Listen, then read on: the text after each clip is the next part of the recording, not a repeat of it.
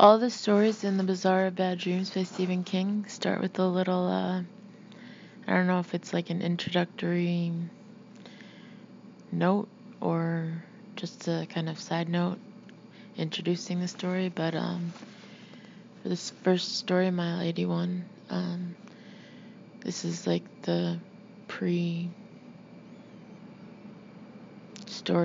side note thing anyway. Written by Stephen King. When I was 19 years old and attending the University of Maine, I'd drive from Orono to the little town of Durham, which is usually represented as Harlow in my books. I made this trip every 3 weekends or so to see my girlfriend and, coincidentally, my mother. I drove a 61 Ford station wagon, 6 in a row, for more go and 3 on the tree. If you don't know, ask your dad. The car was a hand-me-down from my brother David. I-95 was less traveled in those days and nearly deserted for long stretches once Labor Day passed and the summer people went back to their workaday lives. No cell phones either, of course. If you broke down, your choices were two. Fix it yourself or wait for some good Samaritan to stop and give you a lift to the nearest garage. During those 150-mile drives, I conceived a special horror of Mile 85, which was in the absolute nowhere between Gardner and Lewiston.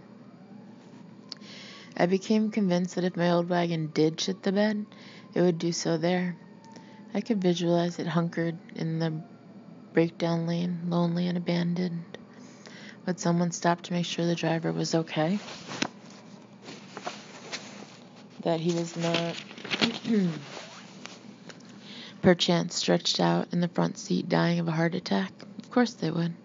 Good Samaritans are everywhere, especially in the boondocks. People who live in the boonies take care of their own. But I thought, suppose my old station wagon was an imposter, a monstrous trap for the unwary? I thought that would make a good story, and it did. I called it Mile 85. It was never rewritten, let alone published, because I lost it. Back then, I was dropping acid regularly, and I lost all sorts of stuff, including, for short periods, my mind.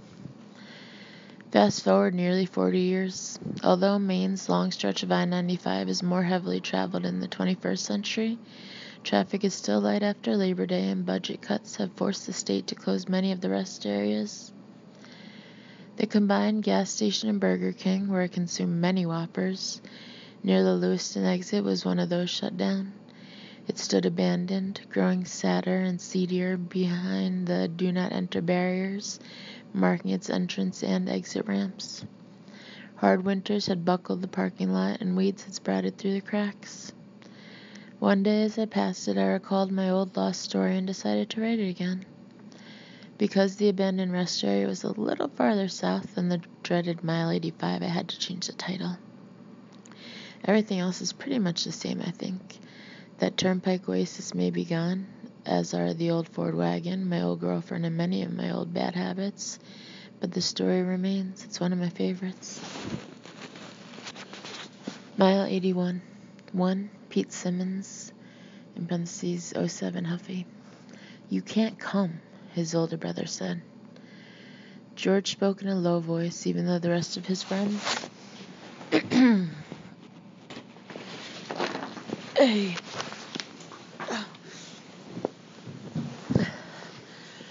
A neighborhood group of 12 and 13-year-olds who styled themselves the Rip-Ass Raiders were up at the end of the block waiting for him, not very patiently. It's too dangerous. Pete said, I'm not afraid. He spoke stoutly enough, although he was afraid a little. George and his friends were headed up to the sand pit behind the bowling alley.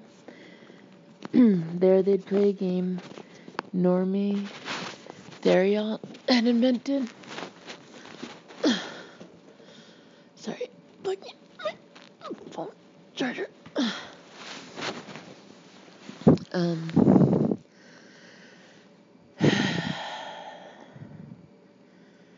Normie was the leader of the Rip-Ass Raiders, and the game was called Paratroops from Hell. There was a rutted track leading up to the edge of the gravel pit, and the game was to ride your bike along it at full speed, yelling, Raiders rule!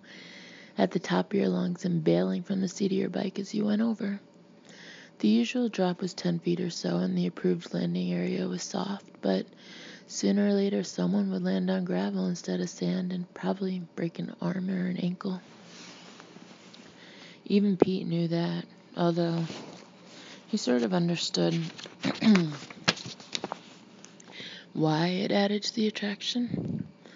Then the parents would find out, and that would be the end of paratroops from hell. For now, however, the game, played without helmets of course, continued. George knew better than to allow his brother to play, however. He was supposed to be taking care of Pete while their parents were at work. If Pete wrecked his huffy at the gravel pit, George would likely be grounded for a week. If his little brother broke an arm, it would be for a month, and if, God forbid, it was his neck, George guessed he might be whiling away the hours in his bedroom until he went to college. Besides, he loved little Cockknocker. "Just hang out here," George said. "We'll be back in a couple of hours." "Hang out with who?" Pete asked. It was spring vacation, and all of his friends, the ones his mother would have called age-appropriate, seemed to be somewhere else. A couple of them had gone to Disney World in Orlando, and when Pete thought of this, his heart filled with envy and jealousy. A vile brew, but strangely tasty. "Just hang out," George said. "Go to the store or something." He scrounged in his pocket and came out with a pair of crumpled Washingtons. "Here's some dough." Pete looked at them. "Geez, I'll buy a Corvette. Maybe two." "Hurry up, Simmons, or we'll go without ya," Norma yelled. "Coming!" George shouted back. Then, low to Pete, "Take the money and don't be a booger snot." Pete took the money. "I even brought my magnifying glass," he said. "I was going to show 'em. They've all seen that baby trick 1,000 times, George said. But when he saw the corners of Pete's mouth tucked down, he tried to soften the blow. "Besides, look at the sky, Numbo. You can't start fires with the magnifying glass on a cloudy day. Hang out. We'll play computer battleship or something when I come back."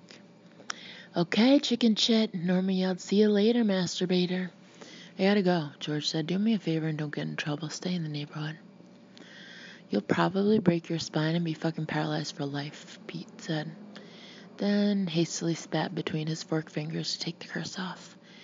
"Good luck," he shouted after his brother. "Jump the farthest." George waved one hand in acknowledgement but didn't look back. He stood on the pedals of his own bike, a big old Schwinn that Pete admired but couldn't ride. He tried once and wiped out halfway down the driveway. Pete watched him put on speed as he raced up this block of suburban houses in Auburn, catching up with his homies. Then Pete was alone. He took his magnifying glass out of his saddlebag and held it over his forearm, but there was no spot of light and no heat.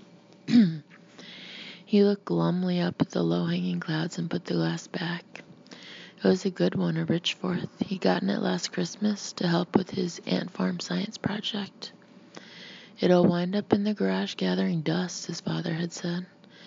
But although the ant farm project had concluded in February, Pete and his partner Tammy with him had gotten an A. Pete hadn't tired of the magnifying glass yet. He particularly enjoyed charring holes in pieces of paper in the backyard. But not today. Today the afternoon stretched ahead like a desert. He could go home and watch TV, but his father had put a block on all the interesting channels when he discovered George had been DVRing Boardwalk Empire, which is full of old-time gangsters and bare titties. There was a similar block on Pete's computer, and he hadn't figured a workaround yet, although he would. It was only a matter of time. So what?" he said in a low voice, and began to pedal slowly toward the end of Murphy Street. "So fucking what?" Too little to play paratroops from hell because it was too dangerous. How sucky. He wished he could think of something that would show George and Normie and all of the raiders that even little kids could face Daint. The idea came to him then, just like that. He could explore the abandoned rest area. Pete didn't think the big kids knew about it because it was a kid Pete's own age, Craig Gagnon, who told him about it. He said he'd been up there with a couple of other kids, 10-year-olds last fall. Of course, the whole thing might have been a lie, but Pete didn't think so. Craig had given too many details, and he wasn't the kind of kid who was good at making things up. Sort of a dim bulb, actually. With a destination in mind, Pete began to pedal faster.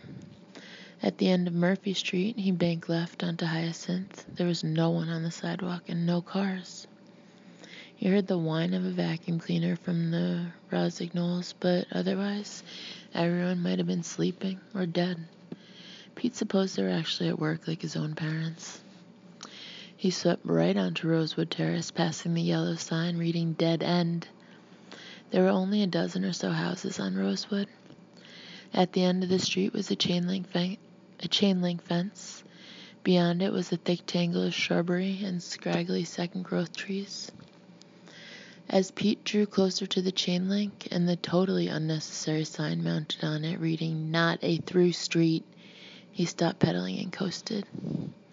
He understood vaguely that although he thought of George and his raider pals as big kids, and certainly that was how the raiders thought of themselves, they weren't really big kids. The true big kids were badass teenagers who had driver's licenses and girlfriends. True big kids went to high school. They liked to drink, smoke pot, listen to heavy metal or hip-hop, and suck major face with their girlfriends. Hence the abandoned rest area. Pete got off his Huffy and looked around to see if he was being observed. There was nobody. Even the annoying Crosskill twins, who liked to jump rope in tandem all over the neighborhood when there was no school, were not in evidence. A miracle in Pete's opinion. Not too far away, Pete could hear the steady whoosh, whoosh, whoosh of cars on I-95, headed south to Portland or north to Augusta. Even if Craig was telling the truth, they probably fixed the fence, Pete thought. That's the way today's going. But when he bent close, he could see that although the fence looked whole, it really wasn't. Someone, probably a big kid who had long since joined the boring ranks of young adults, had clipped the links in a straight line from top to bottom. Pete took another look around, then laced his hands in the metal diamonds and pushed. He expected resistance, but there was none. The cut piece of chain link swung open like a farmyard gate. The really big kids had been using it all right. Booyah. It stood to reason when he thought about it. Maybe they had driver's licenses, but the entrance and exit to the Mile 81 rest area were now blocked off by those big orange barrels the highway crews used. Grass was growing up through the crumbling pavement in the deserted parking lot. Pete had seen this for himself thousands of times because the school bus used I-95 to go the 3 exits from Laurelwood, where he got picked up, to Sabattis Street, home to Auburn Elementary School number 3, also known as Alcatraz. He could remember when the rest area had still been open. There had been a gas station, a Burger King, a TCBY, and a Sparrows. Then it got closed down. Pete's dad said there were too many of those rest areas on the turnpike and the state couldn't afford to keep them all open. Pete rolled his bike through the gap in the chain link, then carefully pushed the makeshift gate back until the diamond shapes matched up and the fence looked whole again. He walked toward the wall of bushes, being careful not to run the Huffy's tires over any broken glass. There was a lot on this side of the fence. He began looking for what he knew must be here. The cut fence said it had to be. And there it was, marked by stamped cigarette butts and a few discarded beer and soda bottles. A path leading deeper into the undergrowth.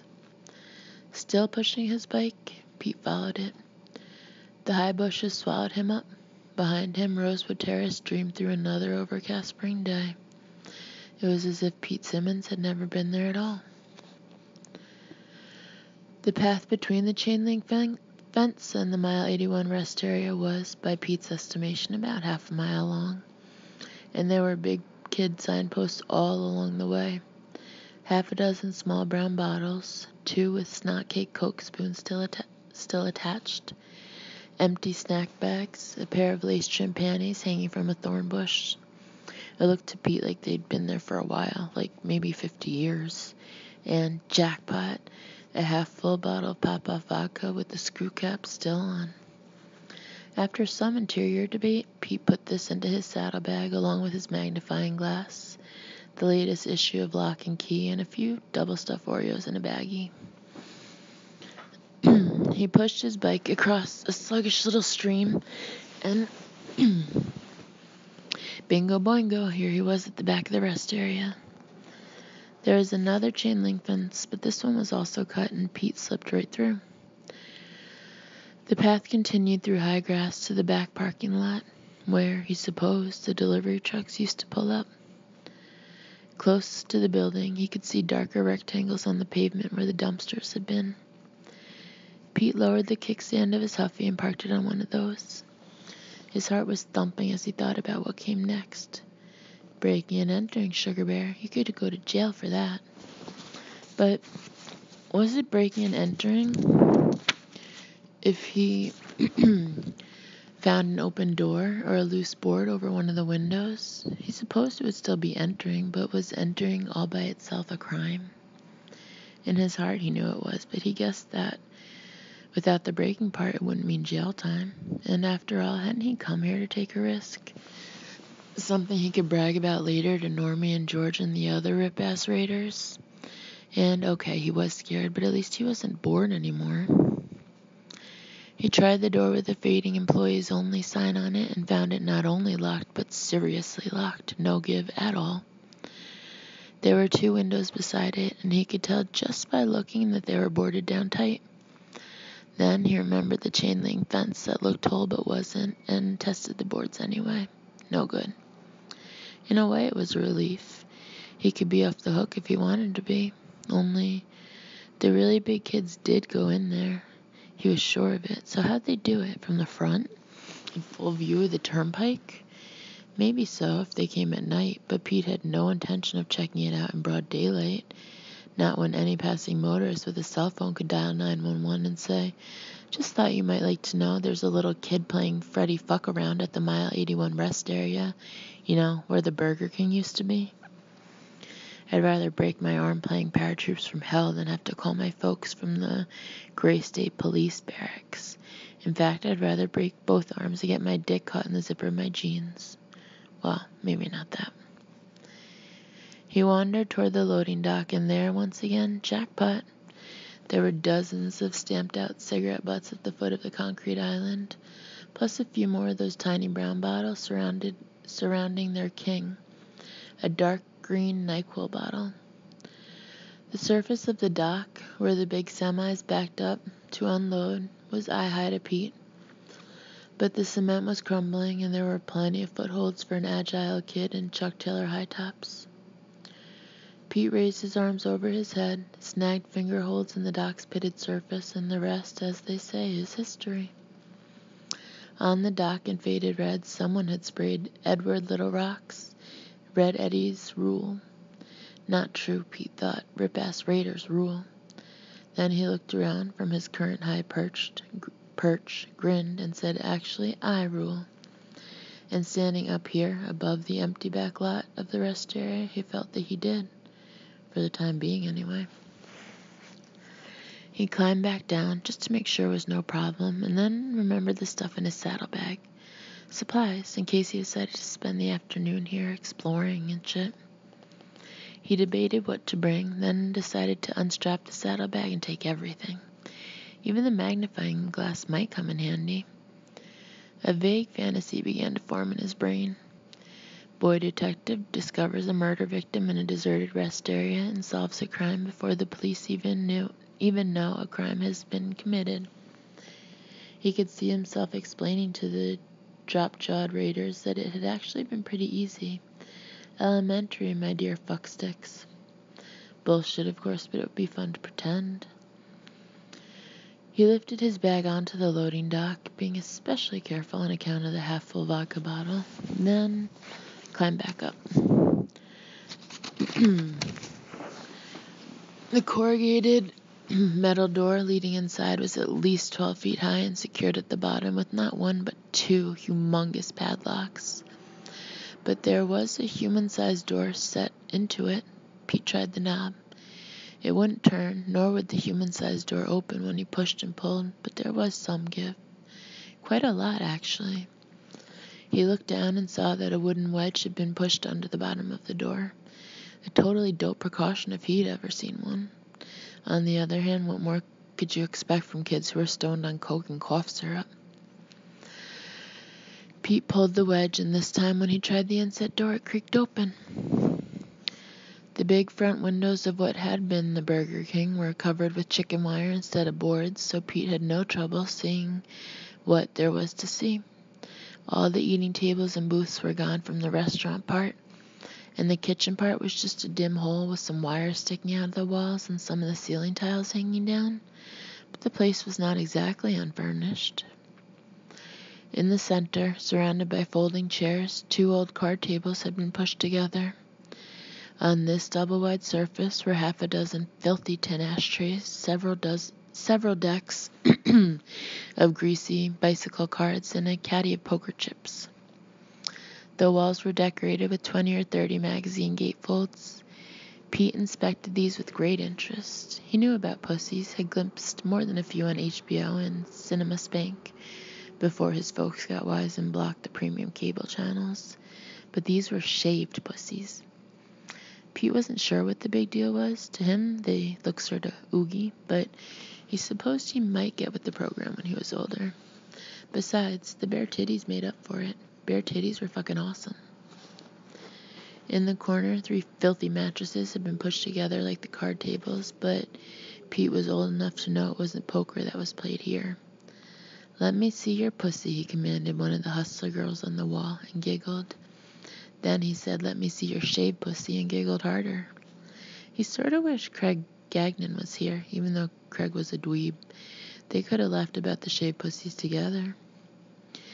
He began to wander around, still snorting small, carbonated bubbles of laughter. It was dank in the rest area, but not actually cold. The smell was the worst part, a combination of cigarette smoke, pot smoke, old booze, and creeping rot in the walls. Pete thought he could also smell rotting meat, probably from sandwiches purchased at Roselli's or Subway. Mounted on the wall, beside the counter where people once ordered Whoppers and Whalers, Pete discovered another poster. This one was of Justin Bieber when the Bieb had been maybe 16. The Bieb's teeth had been blacked out, and someone had added a Nazi SWAT sticker tattoo to one cheek. Red ink devil horns sprouted from the Bieb's mop top. There were darts sticking out of his face. Magic markered on the wall above the poster was mouth 15 points, nose 25 points, eyes 30 points each. Pete pulled out the darts and backed across the big empty room until he came to a black mark on the floor. Printed here was Bieberline. Pete stood behind it and shot the 6 darts 10 or 12 times. On his last try, he got 125 points. He thought that was pretty good. He imagined George and Normie Theriault applauding. He went over to one of the mesh-covered windows, staring out at the empty concrete islands where the gas pumps used to be, and at the traffic beyond. Light traffic. He supposed that when summer came, it would once more be bumper to bumper with tourists and summer people, unless his dad was right, and the price of gas went to $7 a gallon and everybody stayed home. Now what? He'd played darts. He'd looked at enough shaved pussies to last him, well, maybe not a lifetime, but at least a few months. There were no murders to solve, so now what? Vodka, he decided. That was what came next. He'd try a few sips just to prove he could, and so future brags would have that vital ring of truth. Then he supposed he would pack up his shit and go back to Murphy Street. He would do his best to make his adventure sound interesting, thrilling even, but in truth, this place wasn't much of a much. Just a place where really big kids could come to play cards and make out with girls and not get wet when it rained. But booze, that was something. He took his saddlebag over to the mattresses and sat down, being careful to avoid the stains, of which there were many. He took out the vodka bottle and studied it with a certain grim fascination. At 10, going on 11, he had no particular longing to sample adult pleasures. The year before, he had hawked one of his grandfather's cigarettes and smoked it behind the 7-Eleven. Smoked half of it anyway. Then he had leaned over and spewed his lunch between his sneakers. He had obtained an interesting but not very valuable piece of information that day. Beans and Franks didn't look good when they went into your mouth, but at least they tasted good. When they came back out, they looked fucking horrible and tasted worse. His body's instant and emphatic rejection of that American spirit suggested to him that booze would be no better and probably worse. But if he didn't drink at least some, any brag would be a lie. And his brother George had lie radar, at least when it came to Pete. I'll probably puke again, he thought, and then said, "Good news is I won't be the first in this dump." That made him laugh again. He was still smiling when he unscrewed the cap and held the mouth of the bottle to his nose. Some smell, but not much. Maybe it was water instead of vodka, and the smell was just a leftover.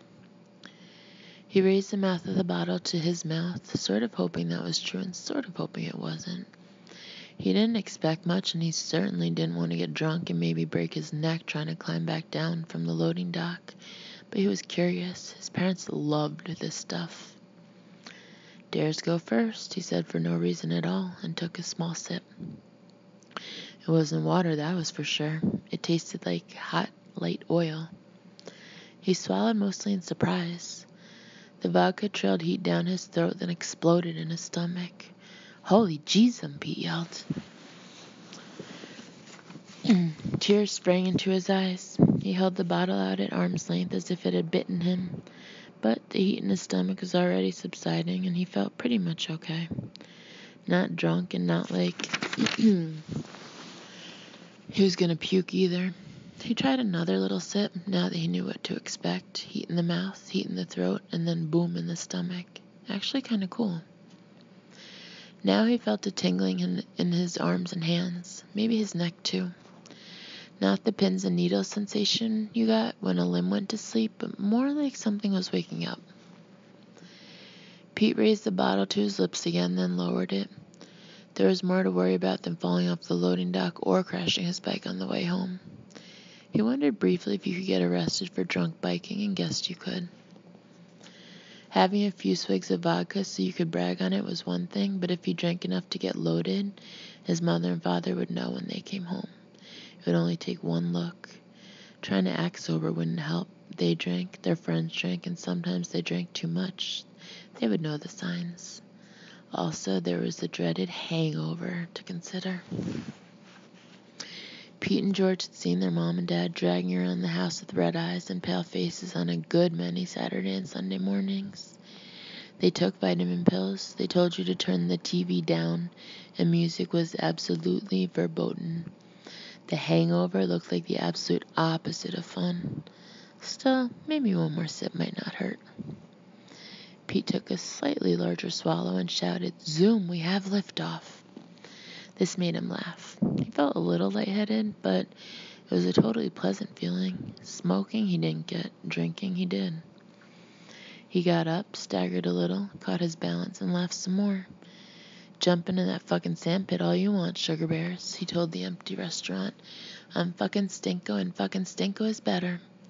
This was very funny, and he laughed hard. Am I really Stinko on just 3 sips? He didn't think so, but he was definitely high. No more. Enough was enough. "Drink responsibly," he told the empty restaurant, and laughed. He'd hang out here for a while and wait for it to wear off. An hour should do it, maybe 2. Until 3 o'clock, say. He didn't have a wristwatch, but he'd be able to tell 3 o'clock from the chimes of St. Joseph's, which was only a mile or so away.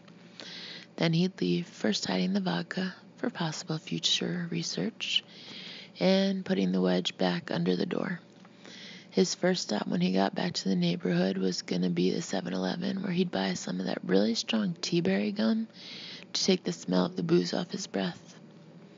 He'd heard kids say vodka was the thing to steal out of your parents' liquor cabinet because it had no smell, but Pete was now a wiser child than he'd been an hour ago. Besides, he told the hollowed-out restaurant in a lecturely tone, "I bet my eyes are red just like Dad's when he's had too many martinis." He paused. That wasn't quite right, but what the fuck? He gathered up the darts, went back to the Bieber line, and shot them. He missed Justin with all but one, and this struck Pete as the most hilarious thing of all. He wondered if the Beeb could have a hit with a song called "My Baby Shaves Her Pussy," and this struck him so funny that he laughed until he had to bend over with his hands on his knees. When the laughter passed, he wiped double snot hangers from his nose, flicked them onto the floor. There goes your good restaurant rating, he thought. Sorry, Burger King. And then trudged back to the Bieber line. He had even worse luck the second time. He wasn't seeing double or anything, he just couldn't nail the Beeb. Also, he felt a little sick after all. Not much, but he was glad he hadn't tried a fourth sip. I would have popped my pop off, he said. He laughed, then uttered a ringing belch that burned coming up. Blick. He left the darts where they were and went back to the mattresses. He thought of using his magnifying glass to see if anything really small was crawling there, and decided he didn't want to know. He thought about eating some of his Oreos, but was afraid of what they might do to his stomach. It felt, let's face it, a little tender. He lay down and laced his hands behind his head. He had heard that when you got really drunk, everything started spinning around. Nothing like that was happening to him, so he guessed he was only a little high, but he wouldn't mind a nap. But not too long. No, not too long. Too long would be bad. If he wasn't home when his folks came home, and if they couldn't find him, he would be in trouble. Probably George would be too for going on without him. The question was, could he wake himself up when the St. Joseph chime struck? Pete realized in those last few seconds of consciousness that he'd just have to hope so, because he was going. He closed his eyes and slept in the deserted restaurant. Outside, in the southbound travel lane of I-95, a station wagon of indeterminate make and vintage appeared. It was traveling well below the posted minimum turnpike speed. A fast-moving semi came up behind it and veered into the passing lane, blatting its air horn. The station wagon, almost coasting now, veered into the entrance lane of the rest area, ignoring the big sign reading closed, no services, next gas and food 27 miles. It struck 4 of the orange barrels blocking the lane, sent them rolling, and came to a stop about 70 yards from the abandoned restaurant building. The driver's side door opened, but nobody got out. There were no, "Hey, stupid, your door's open" chimes either. It just hung silently ajar. If Pete Simmons had been watching instead of snoozing, he wouldn't have been able to see the driver. The station wagon was splattered with mud, and the windshield was smeared with it, which was strange because there had been no rain in northern New England for over a week, and the turnpike was perfectly dry. The car sat there a little distance up the entrance ramp under a cloudy April sky. The barrels it had knocked over came to a stop. The driver's door hung open.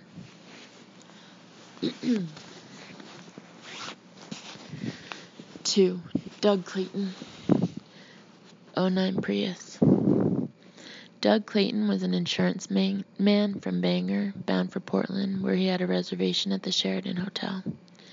He expected to be there by 2 o'clock at the latest. That would leave plenty of time for an afternoon nap, a luxury he could rarely afford, before searching out dinner on Congress Street. Tomorrow he would present himself at the Portland Conference Center bright and early, take a name tag, and join 400 other agents at a conference called Firestorm and Flood, Insuring for Disaster in the 21st Century. As he passed the mile 82 marker, Doug was closing in on his own personal disaster, but it was nothing the Portland Conference would cover. His briefcase and suitcase were in the back seat. Lying in the passenger bucket was a Bible, King James Version. Doug would have no other. Doug was one of 4 lay preachers at the Church of the Holy Redeemer, and when it was his turn to preach, he liked to call his Bible the ultimate insurance manual. Doug had accepted Jesus Christ as his personal savior after 10 years of drinking that spanned his late teens and most of his 20s. This decade-long spree ended with a wrecked car and 30 days in the Penobscot County Jail.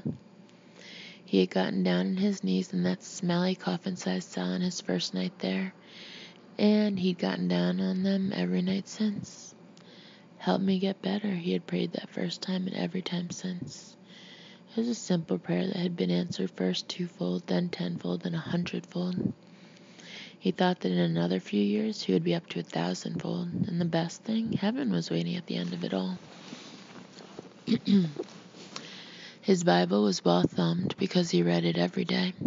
He loved all the stories in it, but the one he loved the best, the one he meditated on most often, was the parable of the Good Samaritan. He had preached on that passage from the Gospel of Luke several times, and the Redeemer congregation had always been generous with their praise afterward. God bless them. Doug supposed it was because the story was so personal to him. A priest had passed by the robbed and beaten traveler lying at the side of the road. So had a Levite, but who comes along? Then who comes along? A nasty Jew-hating Samaritan. But that's the one who helps, nasty Jew-hater or not. He cleanses the traveler's cuts and scrapes and binds them up. He loads the traveler on his donkey and fronts him a room at the nearest inn. So, which of these three do you think was a neighbor to him who fell among thieves? Jesus inquires of the hotshot young lawyer who asked him about the requirements for eternal life. And the hotshot, not stupid, replies, the one who shewed mercy. If Doug Clayton had a horror of anything, it was of being like the Levite in that story, of refusing to help when help was needed and passing by on the other side. So, when he saw the muddy station wagon parked a little way up the entrance ramp of the deserted rest area, the downed orange barrier barrels in front of it, the driver's door hanging ajar, he hesitated only a moment before flicking on his turn signal and pulling in. He parked behind the wagon, put on his four-ways, and started to get out. Then he noticed that there appeared to be no license plate on the back of the station wagon, although there was so much damn mud that it was hard to tell for sure. Doug took his cell phone out of the Prius's center console and made sure it was on. Being a good Samaritan was one thing. Approaching a plateless mongrel of a car without caution was just plain stupid.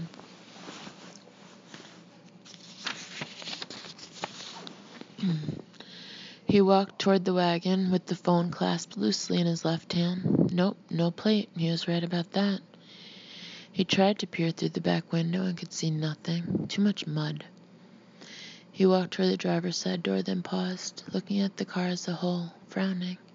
Was it a Ford or a Chevy? Darned if he could tell, and that was strange, because he had to have insured thousands of station wagons in his career. Customize, he asked himself. Well, maybe, but who would bother to customize a station wagon into something so anonymous?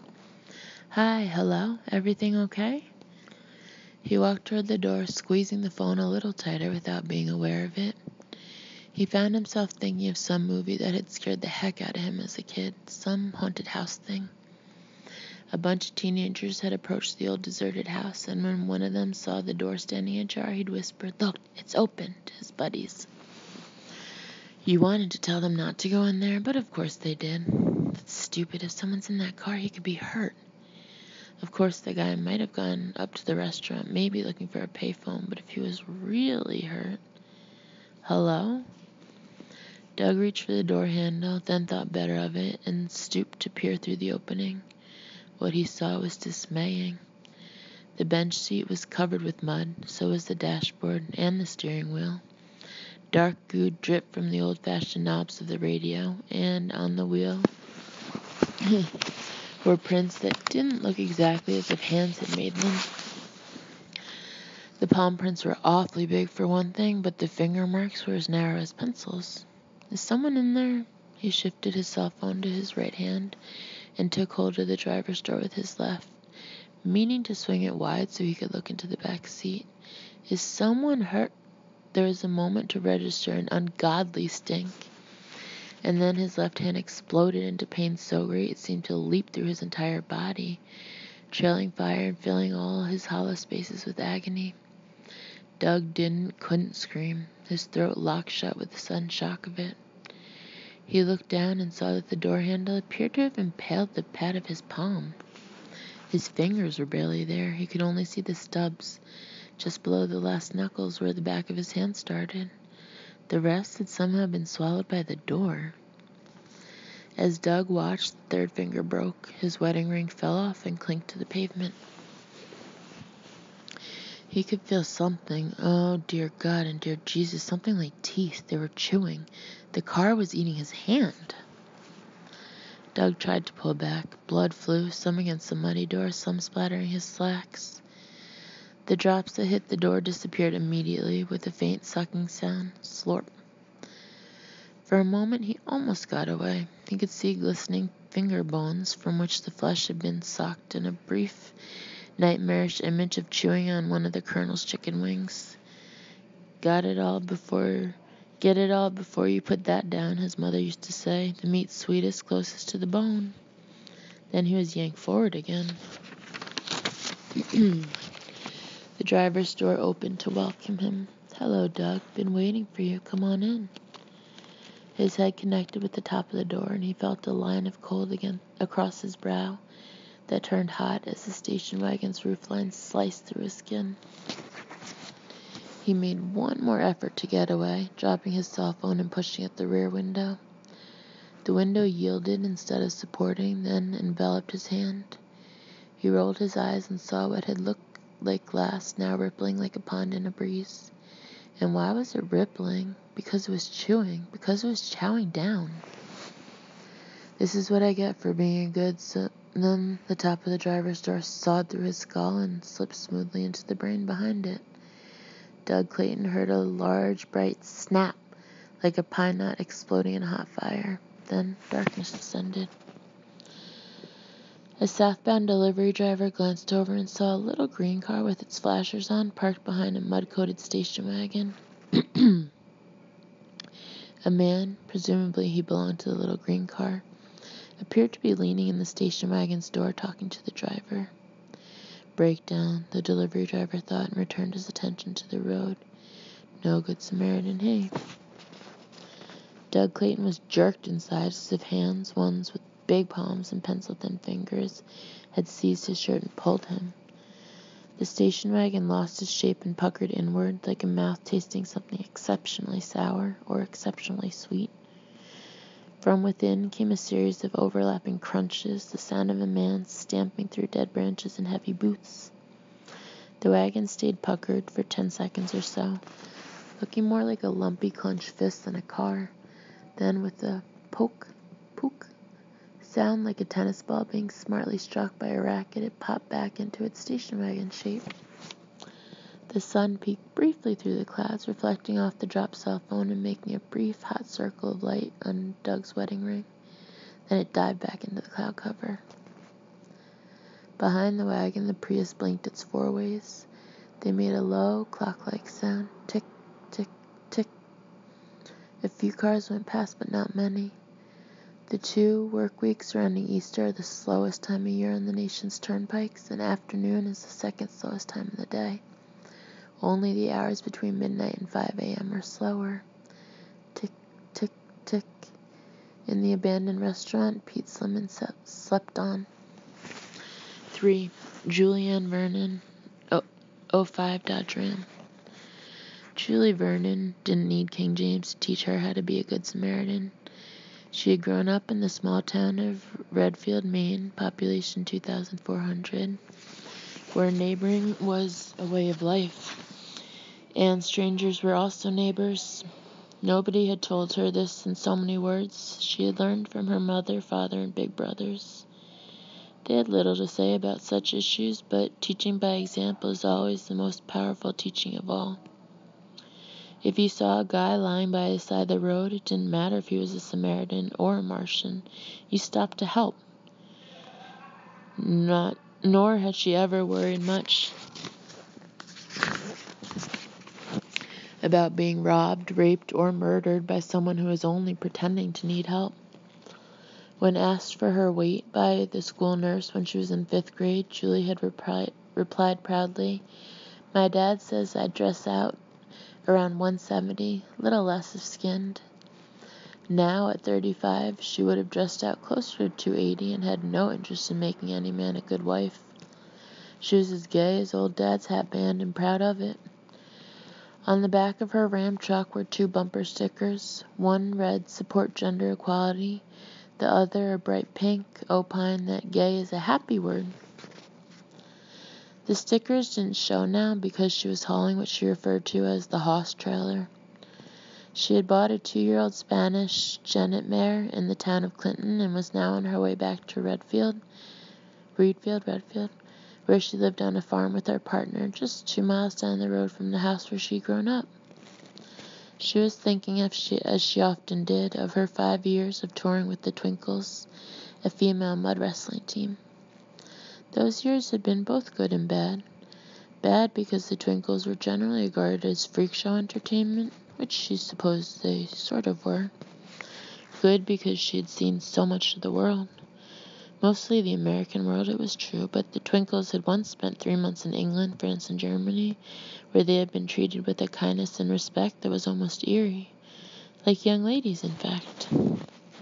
She still had her passport and had renewed it last year, although she guessed she might never go abroad again. Mostly that was alright. Mostly she was happy on the farm with Amelia and their motley menagerie of dogs, cats, and livestock, but she sometimes missed those days of touring.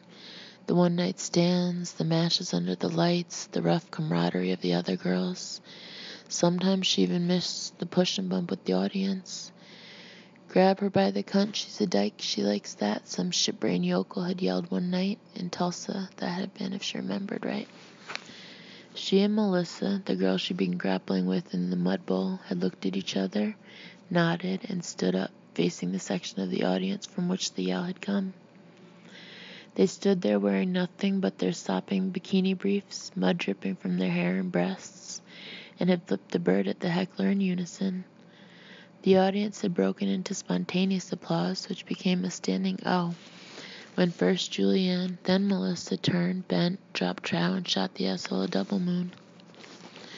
She had grown up knowing you cared for the one who had fallen and couldn't get up. She had also grown up knowing you ate no shit, not about your hosses, your size, your line of work, or your sexual preferences. Once you started eating shit, it had a way of becoming your regular diet. The CD she was listening to came to an end, and she was about to poke the eject button when she saw a car ahead, parked a little way up the ramp leading to the abandoned Mile 81 service stop. Its 4-way flashers were on. There was another car in front of it, a muddy old beat-to-shit station wagon. Probably a Ford or a Chevrolet. It was hard to tell which. Julie didn't make a decision because there was no decision to be made. She flipped her blinker, saw there would be no room for her on the ramp, not with the trailer in tow, and got as far over in the breakdown lane as she could without hooking her wheels in the soft ground beyond. The last thing she wanted to do was overturn the hoss for which she'd just paid $1,800. This was probably nothing, but it didn't hurt to check. You could never tell when some woman had all at once decided to have herself a baby on the interstate, or when some guy who stopped to help got excited and fainted. Julie put on her own 4-ways, but they wouldn't show much, not with the hoss trailer in the way. She got out, looked toward the 2 cars, and saw not a soul. Maybe someone had picked the drivers up, but more likely they'd gone up to the restaurant. Julie doubted if they'd find much there. It had been closed down since the previous September. Julie herself had often stopped at Mile 81 for a TCBY cone, but these days made her snack stop 20 miles north at Damon's in Augusta. She went around to the trailer and her new hoss, Dee Dee by name, poked her nose out. Julie stroked it. So, baby, so. This'll just take a minute. She opened the door so she could get at the locker built into the trailer's left side. Dee Dee decided this would be a fine time to exit the vehicle, but Julie restrained her with one beefy shoulder, once again murmuring, "So, baby, so." She unlatched the locker. Inside, sitting on top of the tools, were a few road flares and 2 fluorescent pink mini traffic cones. Julie hooked her fingers into the hollow tops of the cones. No need for flares on an afternoon that was slowly beginning to brighten. She closed the locker and latched it, not wanting Dee Dee to step a hoof in and maybe hurt herself. Then she closed the back doors. Dee Dee once more poked her head out. Julie didn't really believe a horse could look anxious, but Dee Dee sort of did. "Not long," she said, then placed the traffic cones behind the trailer and headed for the 2 cars. The Prius was empty but unlocked. Julie didn't particularly care for that, given the fact that there was a suitcase and a fairly expensive-looking briefcase in the back seat. The driver's door of the old station wagon was hanging open. Julie started toward it, then stopped, frowning. Lying on the pavement beside the open door was a cell phone and what just about had to be a wedding ring. There was a big crack zigzagging up the phone's casing as if it had been dropped. And on the little glass window where the numbers appeared, was that a drop of blood? Probably not, probably just mud. The wagon was covered with it, but Julie liked this less and less. She had taken Dee Dee for a good canter before loading her and hadn't changed out of her no-nonsense split riding skirt for the trip home. Now she took her own cell phone out of the right-hand pocket and debated punching in 911. No, she decided, not yet. But if the mud-splattered wagon was as empty as the little green car, or if that dime-sized spot on the drop phone really was blood, she'd do it. And wait right here for the state police cruiser to come instead of walking up to that deserted building. She was brave and she was kind-hearted, but she was not stupid. She bent to examine the ring and the drop phone. The slight flare of her riding skirt brushed against the muddy flank of the station wagon and appeared to melt into it. Julie was jerked to the right and hard. One hefty buttock slammed against the side of the wagon. The surface yielded, then enveloped 2 layers of cloth and the meat beneath. The pain was immediate and enormous. She screamed, dropped her phone, and tried to shove herself away, almost as if the car were one of her old mud wrestling opponents. Her right hand and forearm disappeared through the yielding membrane that looked like a window. What appeared on the other side, vaguely visible through the scrim of mud, wasn't the hefty arm of a large and healthy horsewoman, but a starving bone with flesh hanging from it in tatters. The station wagon began to pucker. A car passed southbound, then another. Thanks to the trailer, they didn't see the woman who was now half in and half out of the deformed station wagon, like Brer Rabbit, stuck in the tar baby. Nor did they hear her screams. One driver was listening to Toby Keith, the other to Led Zeppelin. Both had his particular brand of pop music turned up loud. In the restaurant, Pete Simmons heard her, but only from a great distance, like a fading echo. His eyelids fluttered, then the screams stopped. Pete rolled over on the filthy mattress and went back to sleep. The thing that looked like a car ate Julianne Vernon, clothes, boots, and all. The only thing it missed was her phone, which now lay beside Doug Clayton's. Then it popped back into its station wagon shape with that same racket-hitting ball sound. In the hoss trailer, Dee Dee nickered and stamped an impatient foot. She was hungry. For the Lucier family 2011 expedition, 6-year-old Rachel Lucier shouted, "Look, Mommy, look, Daddy, it's the horse lady. See her trailer? See it?" Carla wasn't surprised. Rach was the first one to spot the trailer, even though she was sitting in the back seat. Rach had the sharpest eyes in the family. No one else even came close. X-ray vision, her father sometimes said. It was one of those jokes that isn't quite a joke. Johnny, Carla, and 4-year-old Blake all wore glasses. Everyone on both sides of their family wore glasses. Even Bingo, the family dog, probably needed them. Bingo was apt to run into the screen door when he wanted to go out. Only Rach had escaped the curse of myopia.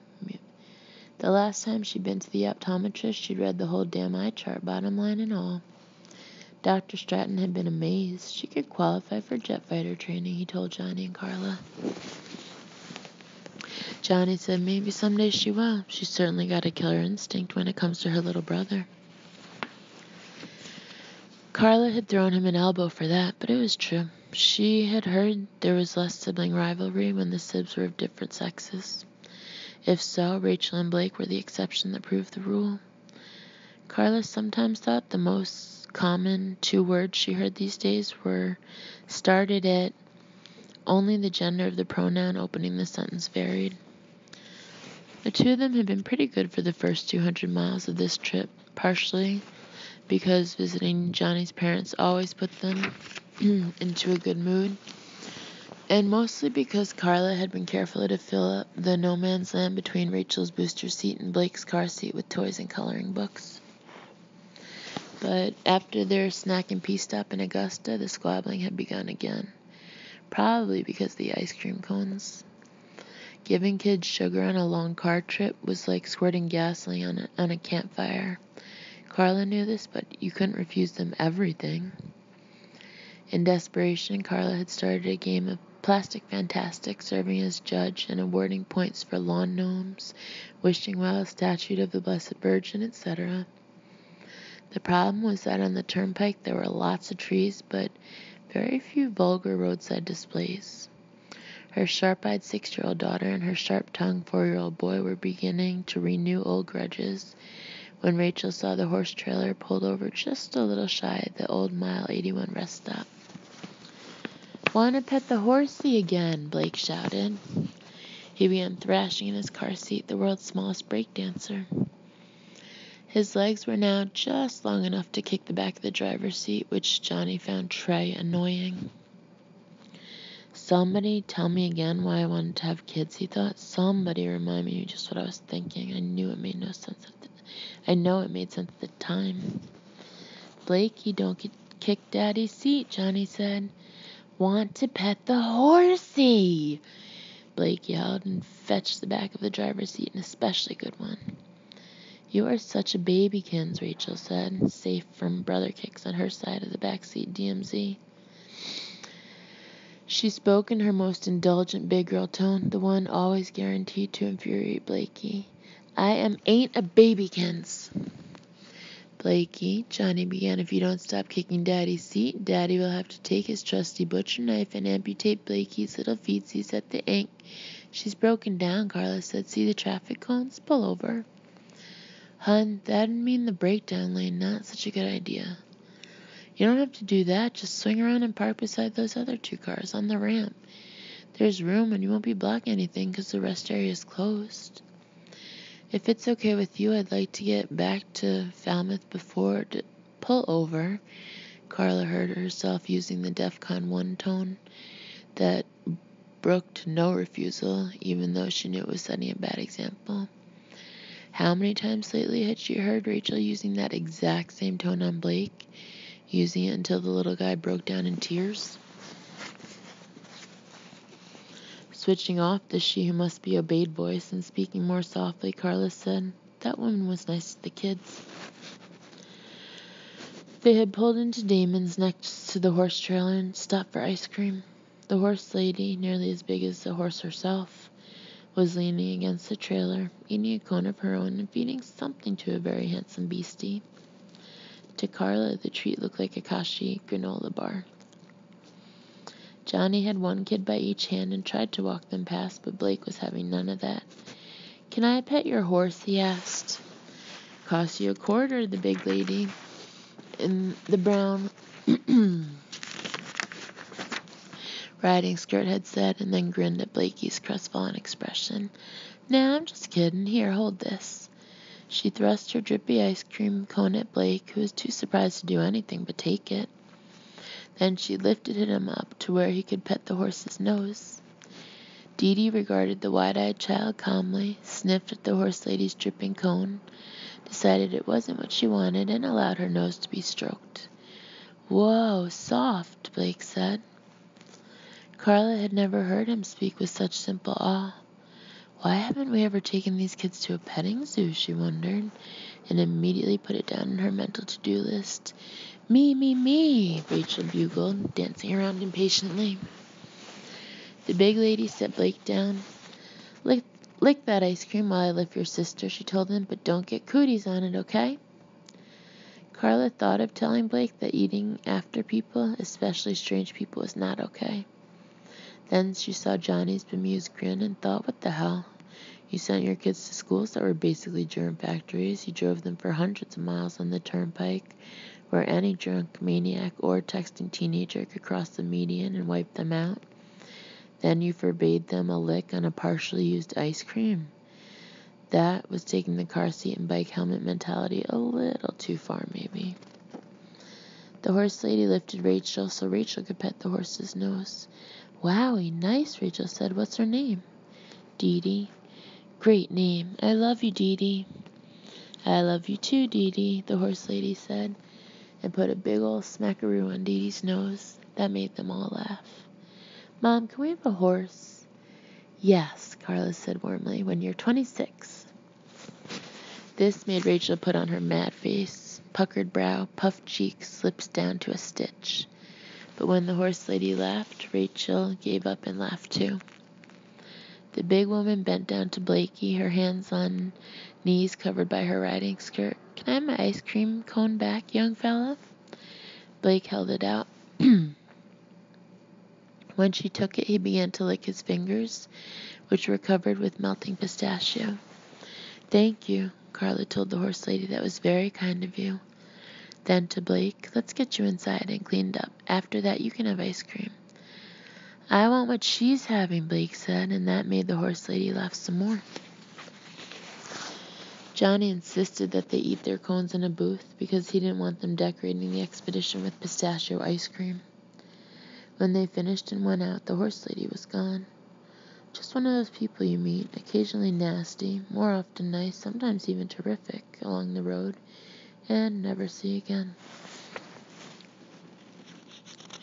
Only here she was, or at least her truck was, parked in the breakdown lane with traffic cones neatly placed behind her trailer.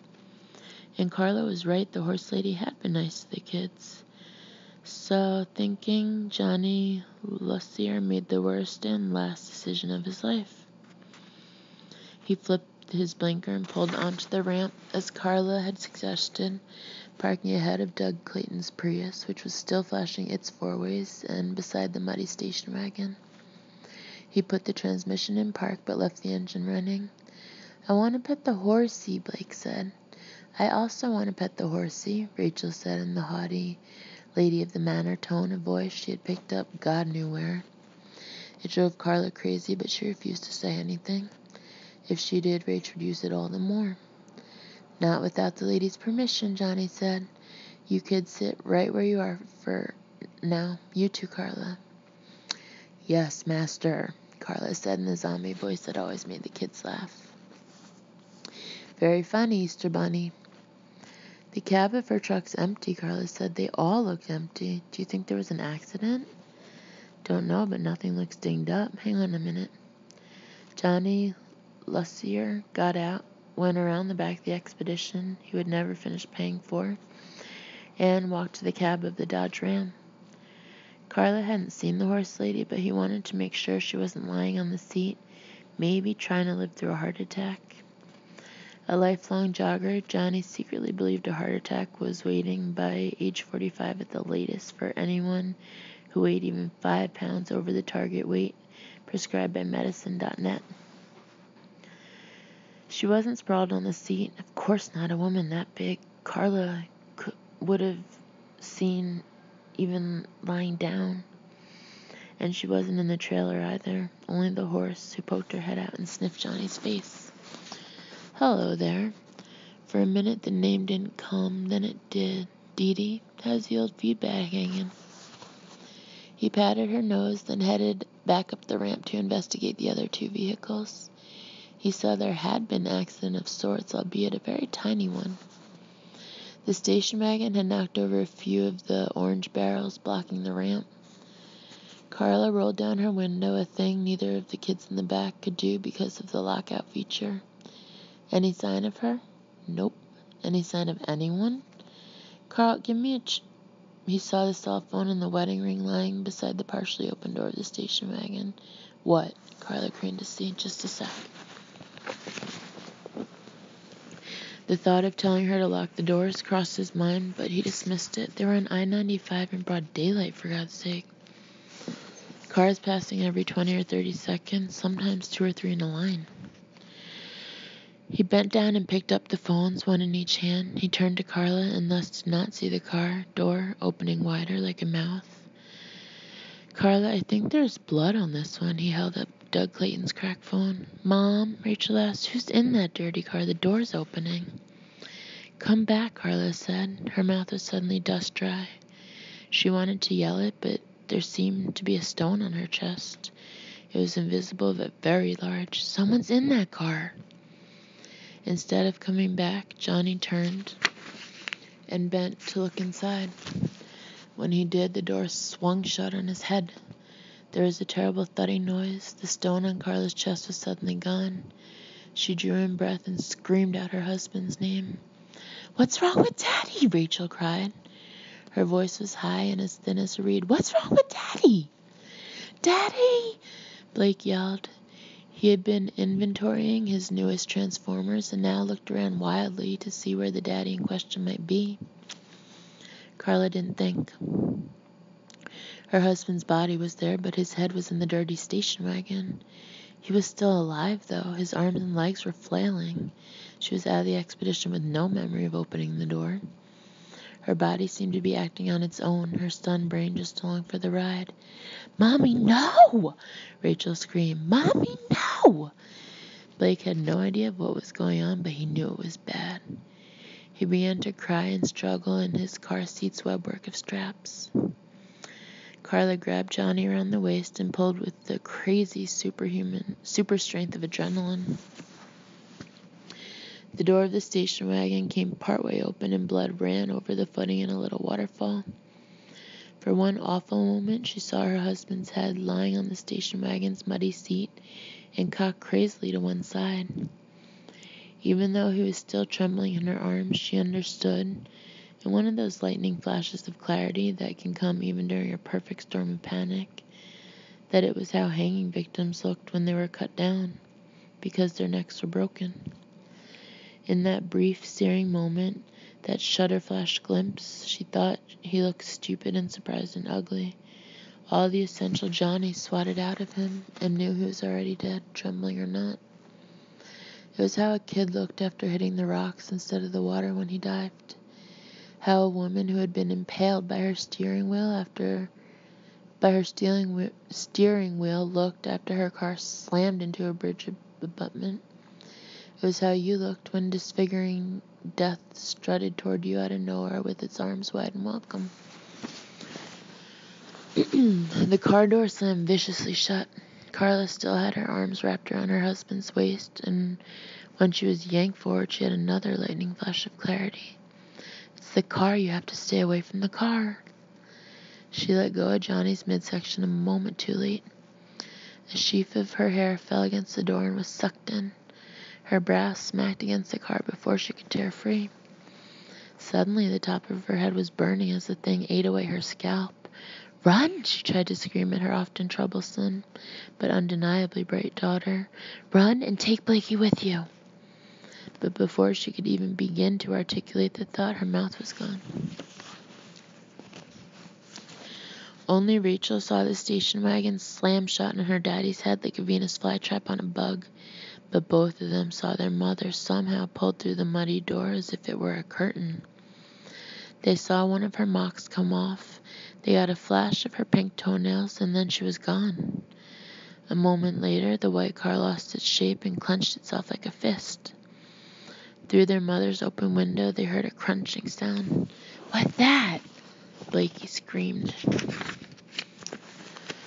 His eyes streaming tears, and his lower lip was lathered with snot. "What's that, Rachel? What's that? What's that?" They're bones, Rachel thought. She was only 6 years old and not allowed to go to PG-13 movies or watch them on TV, let alone R. Her mother said R stood for raunchy.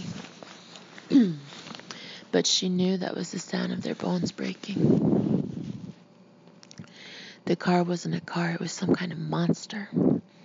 "Where are Mommy and Daddy?" Blakey asked, turning his large eyes, now made even larger by his tears, on her.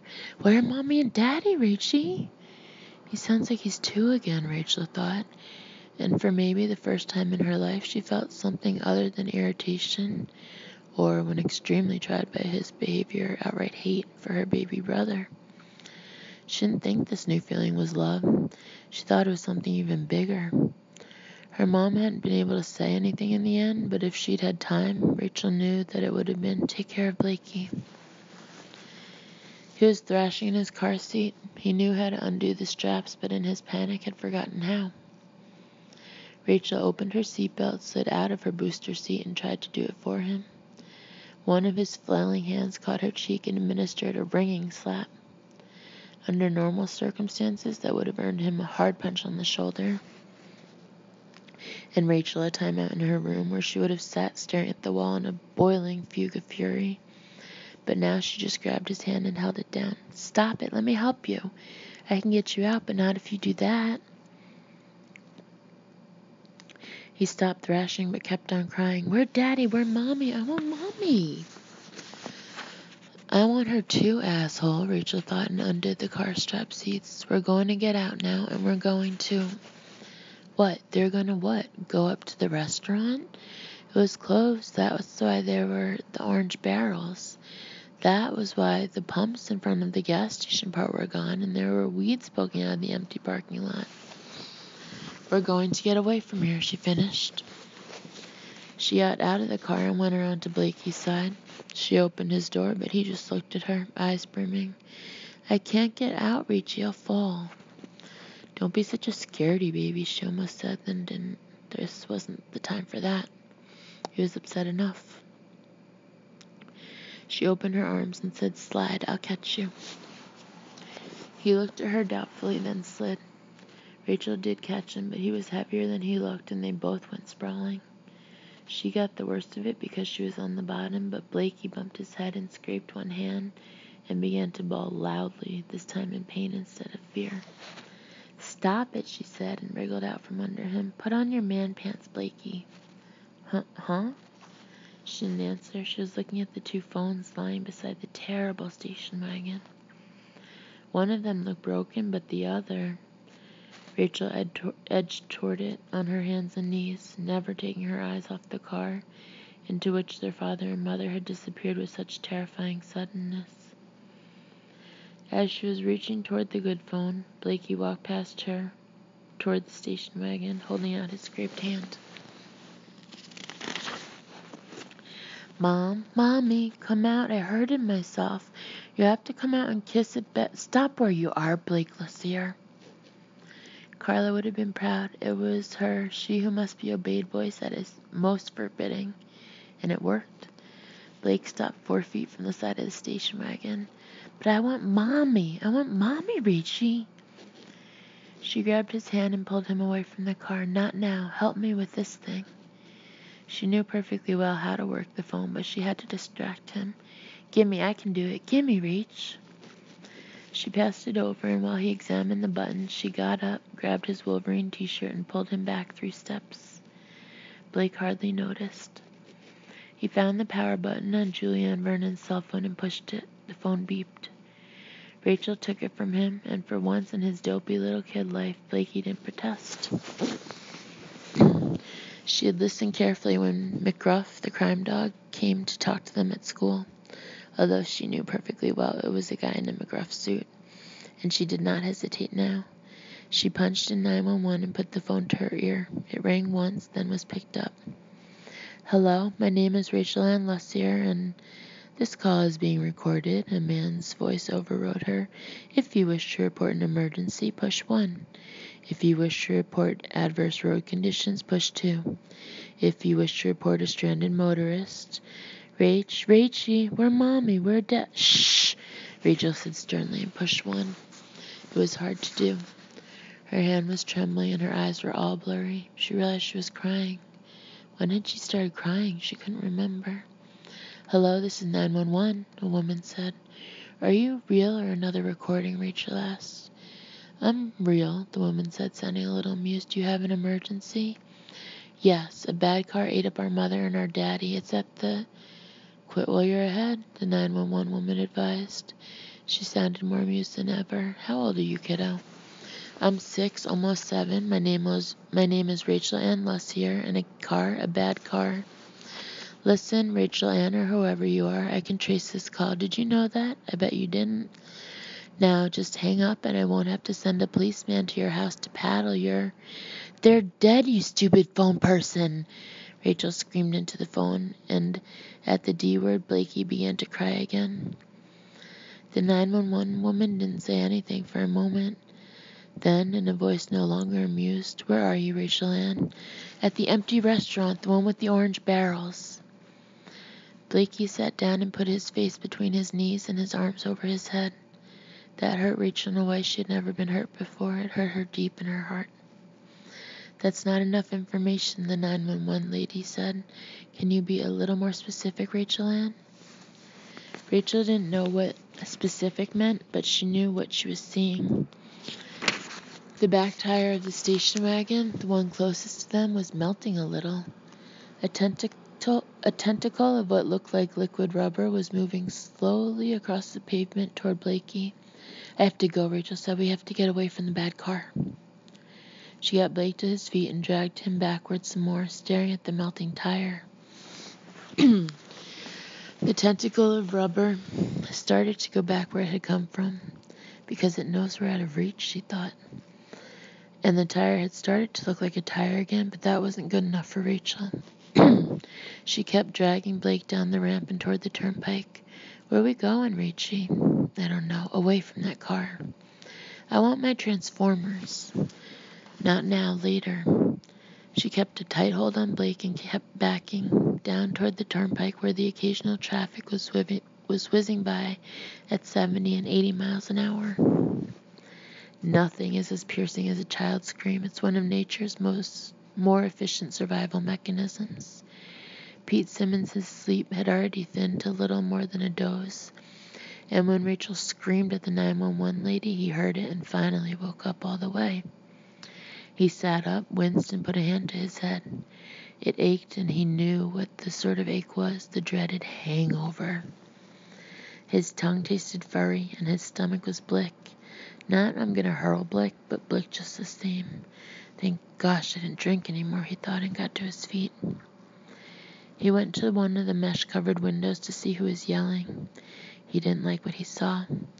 Some of the orange barrels blocking the entrance ramp to the rest area had been knocked over, and there were cars down there, quite a few of them. Then he saw a couple of kids, a little girl in pink pants and a little boy wearing shorts and a t-shirt. He caught just a glimpse of them, enough to tell that they were backing away, as if something had scared them, and then they disappeared behind what looked to Pete like a horse trailer. Something was wrong. There had been an accident or something, although nothing down there looked like an accident. His first impulse was to get away from here in a hurry before he got caught up in whatever had happened. He grabbed his saddlebag and started toward the kitchen and the loading dock beyond. Then he stopped. There were kids out there, little kids. Way too little to be close to a fast road like I-95 on their own, and he hadn't seen any adults. Gotta be grown-ups. Didn't you see all those cars? Yes, he'd seen the cars. And a truck hooked up to a horse trailer, but no grown-ups. I have to get out there. Even if I get in trouble, I have to make sure those numbshit kids don't get smeared all over the turnpike. Pete hurried to the Burger King's front door, found it locked, and asked himself what would have been Normie Theriault's question. "Hey, Afterbirth, did your mother have any kids that lived?" Pete turned and pelted for the loading dock. Running made his headache worse, but he ignored it. He placed his saddlebag at the edge of the concrete platform, lowered himself, and dropped. He landed stupid, banged his tailbone, and ignored that too. He got up and flashed a longing look toward the woods. He could just disappear. Doing so might save so much grief down the line. The idea was miserably tempting. This wasn't like the movies where the good guy always made the right decision without thinking. If somebody smelled vodka on his breath. "Jesus," he said. "Oh, Jesus jumped up Rice Krispies. Christ. Why had he ever come here? Talk about numbshit kids."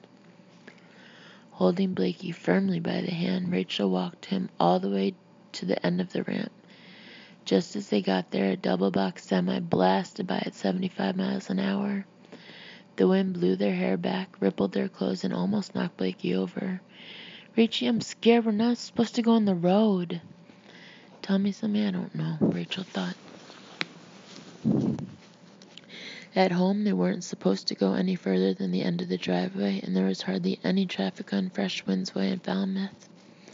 The traffic on the turnpike was far from constant, but the cars that did come along were going super fast. Besides, where was there to go? They might be able to walk in the breakdown lane, but it would be horribly risky. And there were no exits here, only woods. They could go back to the restaurant, but they would have to walk past the bad car. A red sports car swept past, the guy behind the wheel blaring his horn in constant wah that made her want to cover her ears. Blake was tugging her, and Rachel let herself be tugged. At one side of the ramp were guardrail posts. Blakey sat down on one of the thick cables running between them and covered his eyes with his chubby hands. Rachel sat next to him. She was out of ideas. 5, Jimmy Golding, 2011 Crown Victoria. A child's scream may be one of Mother Nature's more efficient survival mechanisms, but when it comes to turnpike travel, there's nothing like a Park State police cruiser, especially if the black blank face of a radar detector is facing the oncoming traffic. Drivers doing 70 ease back to 65. Drivers doing 80 step on the brake and begin mentally figuring out how many points to lose off their licenses if the blue lights go on behind them. It's this salutary effect that wears off quickly. 10 or 15 miles farther up or down the line, the stampeders are once again stampeding.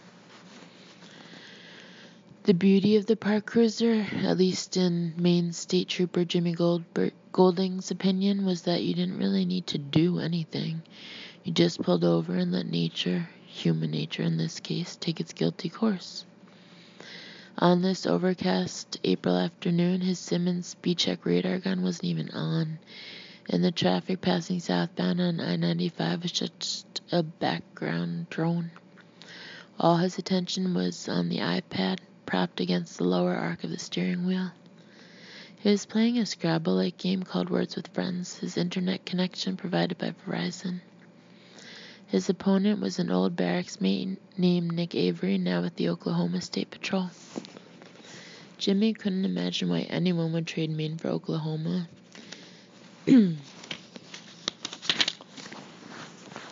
Seemed like a bad decision to him, but there was no doubt that Nick was an excellent Words with Friends player. He beat Jimmy 9 times out of 10 and was leading in this one, but Nick's current lead was unusually small, and all the letters were out of the electronic draw bag. If he, Jimmy, could play the 4 letters he had left, he would gain a hard-earned victory. Currently, he was fixated on fix. The 4 letters he had left were A, E, S, and another F.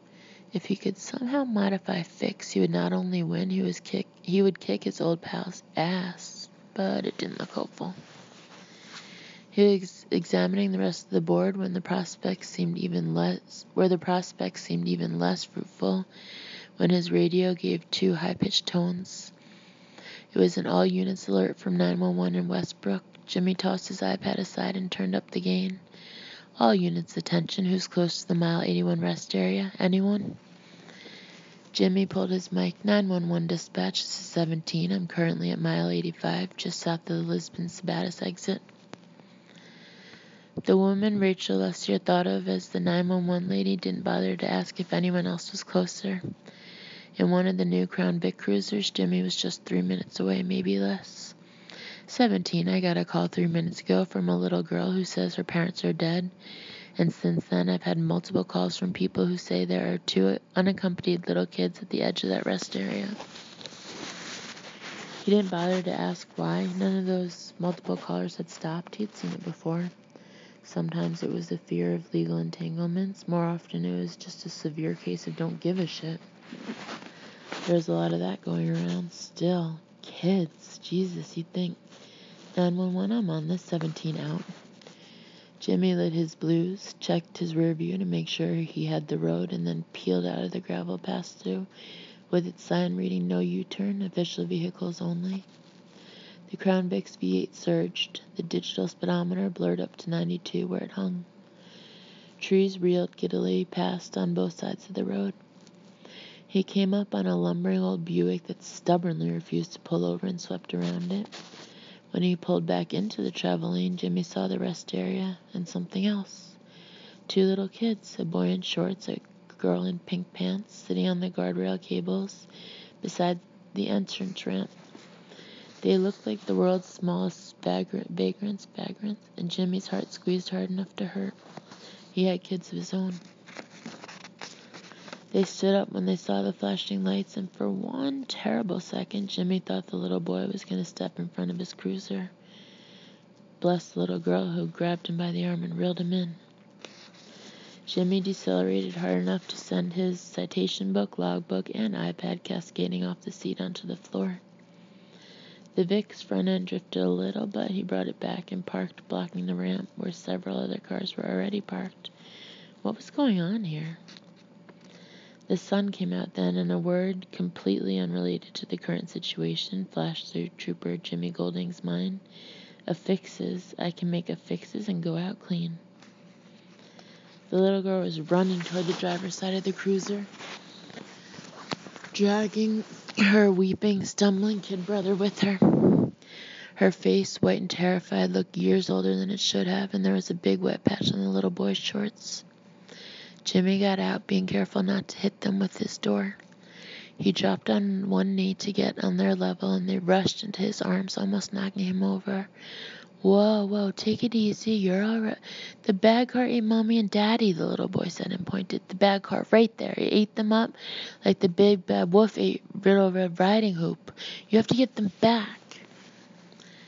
It was impossible to tell which vehicle the chubby finger was pointing at. Jimmy saw 4, a station wagon that looked like it had been rode hard along 9 miles of woods road, a spanny clean Prius, a Dodge Ram hauling a horse trailer, and a Ford Expedition. Little girl, what's your name? I'm Trooper Jimmy. Rachel Ann Lussier, she said. This is Blakey. He's my little brother. We live at 19 Fresh Winds Way, Falmouth, Maine, 04105.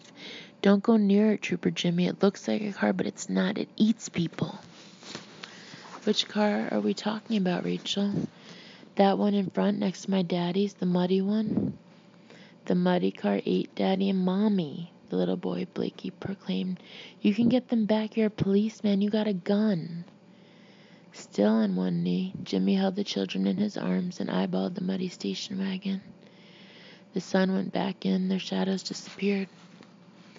On the turnpike, traffic swished past, but slower now, mindful of those flashing blue lights. No one in the Expedition, the Prius, or the truck. He was guessing there was no one in the horse trailer either, unless they were hunkered down, and in that case, the horse would probably seem a lot more nervous than it did. The only vehicle he couldn't see into was the one these kids claimed had eaten their parents.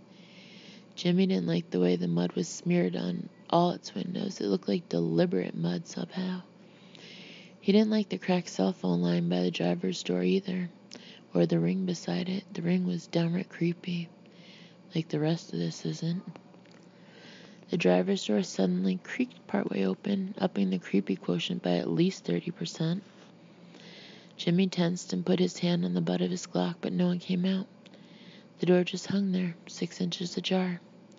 That's how it tries to get you to come in, the little girl said in a voice that was little more than a whisper. It's a monster car. Jimmy Golding hadn't believed in monster cars since he saw that movie Christine as a kid, but he believed that sometimes monsters could lurk in cars, and someone was in this one. How else had the door opened? It could be one of the kids' parents, hurt and unable to cry out. It could also be a man lying down on the seat so he wouldn't make a shape visible through a mud-smeared rear window. Maybe a man with a gun. Who's in the station wagon? Jimmy called. I'm a state trooper and I need you to announce yourself. No one announced himself. Come out, hands first, and I want to see them empty. The only thing that came out was the sun, printing the door's shadow on the pavement for a second or two before ducking back into the clouds. Then there was only the hanging door. Come with me, kids, Jimmy said, and shepherded them to his cruiser. He opened the back door. They looked at the back seat with its litter of paperwork, Jimmy's fleece-lined jacket, which he didn't need today, and the shotgun clipped and locked to the back of the bench seat, especially that. Mommy and Daddy say never get into a stranger's car, the boy named Blakey said. They say it at school, too. Stranger danger. He's a policeman with a policeman's car, Rachel said. It's okay. Get in. And if you touch that gun, I'll smack you. Good advice on the gun, but it's secured and the trigger lock's on, Jimmy said. Blakey got in and peered over the seat. Hey, you got an iPad. Shut up, Rachel said. She started to get in, then looked at Jimmy Golding with tired, horrified eyes. Don't touch it. It's sticky. Jimmy almost smiled. He had a daughter only a year or so younger than this little girl, and she might have said the same thing. He guessed little girls divided naturally into two groups, tom girls and dirt haters. Like his Ellen, this one was a dirt hater. It was with this soon-to-be fatal misconception of what Rachel Lussier meant by sticky that he closed them in the back seat of Unit 17. He leaned in the front window of the cruiser and snared his mic. He never took his eyes from the hanging front door of the station wagon, and so did not see the little boy standing next to the rest area restaurant, holding an imitation leather saddlebag against his chest like a small blue baby. A moment later, the sun peeked out again, and Pete Simmons was swallowed up by the restaurant's shadow. Jimmy called into the gray barracks, 17, come back. I'm at the old Mile 81 rest area. I have 4 abandoned vehicles, 1 abandoned horse, and 2 abandoned children. One of the vehicles is a station wagon. The kids say... He paused and thought, what the hell? The kids say it ate their parents. Come back. I think they mean someone inside grabbed them. I want you to send all available units over here. Copy? Copy all available units, but it'll be 10 minutes before the first one gets there. That's Unit 12. He's code 73 in Waterville. Al Andrews, no doubt, chowing down at Bob's Burgers and talking politics. Copy that. Give me MML on the wagon 17 and I'll run it. Negative on all 3, no plate. As far as make and model, the thing's so covered with mud I can't tell. It's American though, I think. Probably a Ford or a Chevy. The kids are in my cruiser. Names are Rachel and Blakey Lussier, Fresh Winds Way, Falmouth. I forget the street number. 19, Rachel and Blakey shouted together. They say, I got it, 17. And which car did they come from? Daddy's Expedition, Blakey cried, happy to be of help. Ford Expedition, Jimmy said, plate number 3772 IY. I'm going to approach that station wagon. Copy. Be careful there, Jimmy. Copy that. Oh, and will you reach out to 911 dispatch and tell her the kids are alright? Is that you talking or Pete Townshend? Very funny. 17, I'm 62. He started to replace the mic, then handed it to Rachel. If anything happens, anything bad, you push that button on the side and yell 30. That means officer needs help. Have you got it?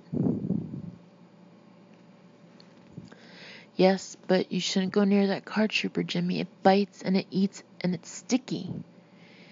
Blakey, who, in his wonder at being in an actual police car, had temporarily forgotten what had befallen his parents, now remembered and began to cry again. I want Mommy and Daddy. In spite of the weirdness and potential danger of the situation, Rachel Lussier's eye-rolling, you see what I have to deal with expression almost made Jimmy laugh. How many times had he seen that exact same expression in the face of 5-year-old Ellen Golding? Listen, Rachel, Jimmy said, I know you're scared, but you're safe in here, and I have to do my job. If your parents are in that car, we don't want them to get hurt, do we? Go get Mommy and Daddy, Trooper Jimmy, Blakey trumpeted. We don't want them hurt. Jimmy saw hope spark in the girl's eyes, but not as much as he might have expected. Like Agent Mulder on the old X-Files show, she wanted to believe, but like Mulder's partner, Agent Scully, she couldn't quite do it. What had these kids seen? Be careful, Trooper Jimmy, she raised one finger. It was a school-teacherly gesture made even more endearing by a slight tremble. Don't touch it. As Jimmy approached the station wagon, he drew his Glock service automatic, but left the safety on. For the time being, standing slightly south of the hanging door, he once again invited anyone inside to exit the vehicle, open and empty hands foremost. No one came out. He reached for the door, then remembered the little girl's parting admonition and hesitated. He reached out with the barrel of his gun to swing the door open. Only the door didn't open, and the barrel of the pistol stuck fast. The thing was a glue pot. He was jerked forward as if a powerful hand had gripped the Glock's barrel and yanked. There was a second when he could have let her go, but such an idea had never even surfaced in his mind. One of the first things they taught you at the academy after a weapons issue was that you never let go of your sidearm. Never. So he held on, and the car that had already eaten his gun now ate his hand and his arm. The sun came out again, casting his diminishing shadow on the pavement. Somewhere children were screaming. The station wagon affixes itself to the trooper, he thought. Now I know what she meant by stick. Then the pain loomed large and all thought ceased. There is time for one scream. Only one. 6. The Kids. 2010 Richforth. From where he was standing, 70 yards away, Pete saw it all. He saw the state trooper reach out with the barrel of his gun to open the station wagon's door the rest of the way. He saw the barrel disappear into the door as if the whole car were nothing but an optical illusion. He saw the trooper jerk forward, his big gray hat tumbling from his head. Then the trooper was yanked through the door, and only his hat was left, lying next to somebody's cell phone. There was a pause, and then the car pulled into itself like fingers into a fist. Next came the tennis racket on ball sound, puck, and the muddy clenched fist became a car again. The little boy began to wail. The little girl was for some reason screaming 30 over and over again, like she thought it was a magic word J.K. Rowling had somehow left out of her Harry Potter books. The back door of the police car opened. The kids got out. Both of them were crying their asses off, and Pete didn't blame them. If he hadn't been so stunned by what he'd just seen, he'd probably be crying himself. A nutty thought came to him. Another swig or two of that vodka might improve the situation. It would help him be less afraid, and if he was less afraid, he might be able to figure out what the fuck he should do. Meanwhile, the kids were backing away again. Pete had an idea they might panic and take to their heels at any second. He couldn't let them do that. They'd run right into the road and get splatted by turnpike traffic. "Hey," he shouted. "Hey, you kids." When they turned to look at him, big, buggy eyes and pale faces, he waved and started walking toward them. As he did, the sun came out again, this time with authority. The little boy started forward. The girl jerked him back. At first, Pete thought she was afraid of him, then realized it was the car she was afraid of. He made a circling gesture with his hand. Walk around and come over here." They slipped through the guardrails on the left side of the ramp, giving the station wagon the widest berth possible, then cut across the parking lot. When they got to Pete, the little girl let go of her brother, sat down, and put her face in her hands. She had braids her mom had probably fixed for her. Looking at them and knowing the kid's mother would never fix them for her again made Pete feel horrible. The little boy looked up solemnly. "It ate Mommy and Daddy. It ate the horse lady and Trooper Jimmy, too. It's going to eat everyone, I guess. It's going to eat the world." If Pete Simmons had been 20, he might have asked a lot of bullshit questions that didn't matter. Because he was only half that age and able to accept what he had just seen, he asked something simpler and more pertinent. "Hey, little girl, are more police coming? Is that why you were yelling 30? She dropped her hands and looked up at him. Her eyes were raw and red. "Yes, but Blakey's right. It will eat them too. I told Trooper Jimmy, but he didn't believe me." Pete believed her because he had seen, but she was right. The police wouldn't believe.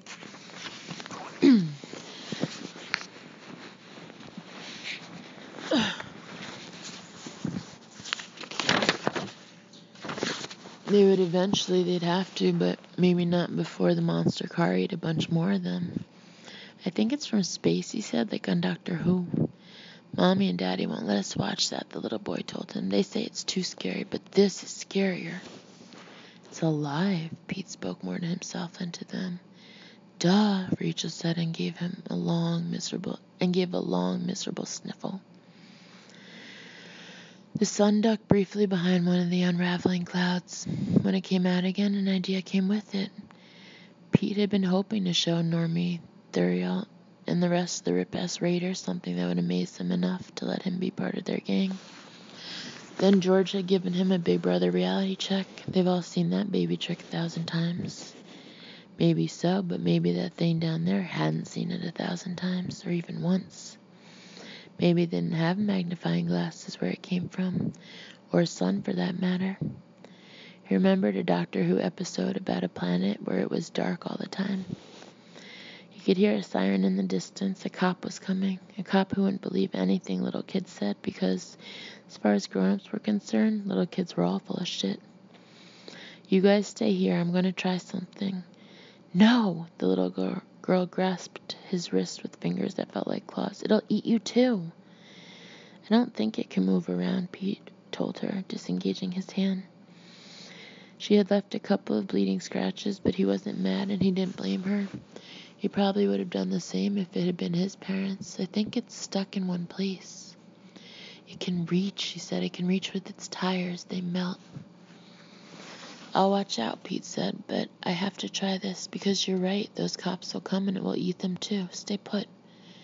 He walked toward the station wagon. When he was close, but not too close, he unzipped the saddlebag. I have to try this, he had told the kids, but the truth was a little bolder. He wanted to try this. It would be like a science experiment. That would probably sound bizarre if he told someone, but he didn't have to tell. He just had to do it very, very carefully. He was sweating. With the sun out, the day had turned warm, but that wasn't the only reason, and he knew it. He looked up, squinting at the brightness. It made his hangover ache, but so what? Don't you go back behind a cloud. Don't you dare. I need you. He took his reach forth for magnifying glass out of the saddlebag and bent to put the saddlebag on the pavement. The joints of his knees cracked and the station wagon's door swung open a few inches. It knows I'm here. I don't know if it can see me, but it heard me just now and maybe it smells me. He took another step. Now he was close enough to touch the side of the station wagon. If he was fool enough to do so, that was... Watch out! The little girl called. She and her brother were both standing now, their arms around each other. Watch out for it! Carefully, like a kid reaching into a cage with a lion inside, Pete extended the magnifying glass. A circle of light appeared on the side of the station wagon, but it was too big, too soft. He moved the glass closer. The tire, the little boy screamed. Watch out for the tire! Pete looked down and saw one of the tires melting. A gray tentacle was oozing across the pavement toward his sneaker. He couldn't back away without giving up his experiment, so he raised his foot and stood like a stork. The tentacle of gray goo immediately changed direction and headed for his other foot. Not much time. He moved the magnifying glass closer. The circle of light shrank to a brilliant white dot. For a moment, nothing happened. Then, tendrils of smoke began to drift up. The muddy white surface beneath the dot turned black. From inside the station wagon, there came an inhuman growling sound. Pete had to fight every instinct in his brain and body to keep from running.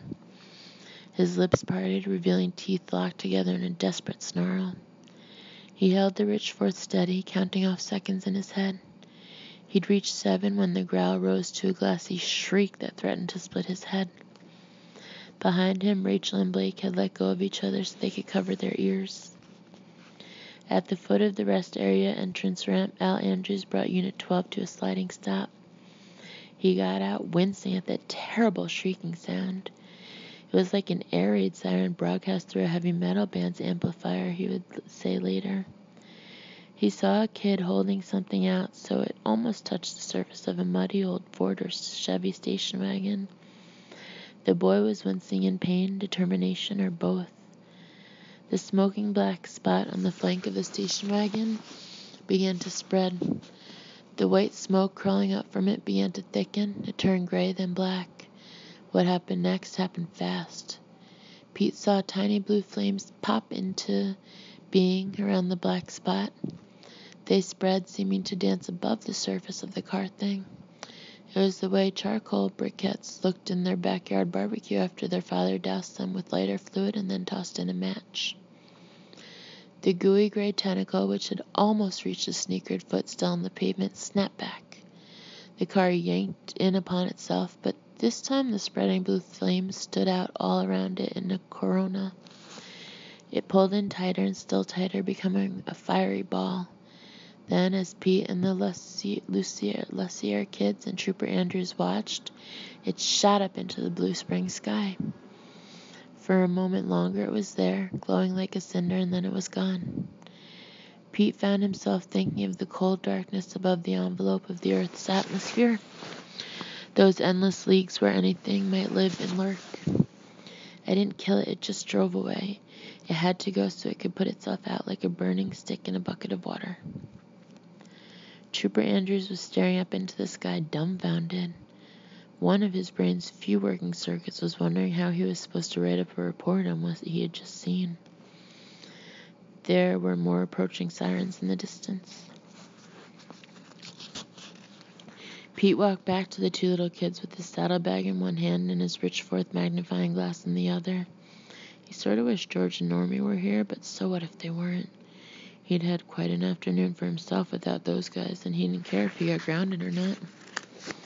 This made jumping bikes off the edge of a stupid sandpit look like Sesame Street. You know what? I fucking rock. He might have laughed if the little kids hadn't been looking at him. They'd just seen their parents eaten by some kind of alien, eaten alive, and showing happiness would be totally wrong. The little boy held out his chubby arms, and Pete picked him up.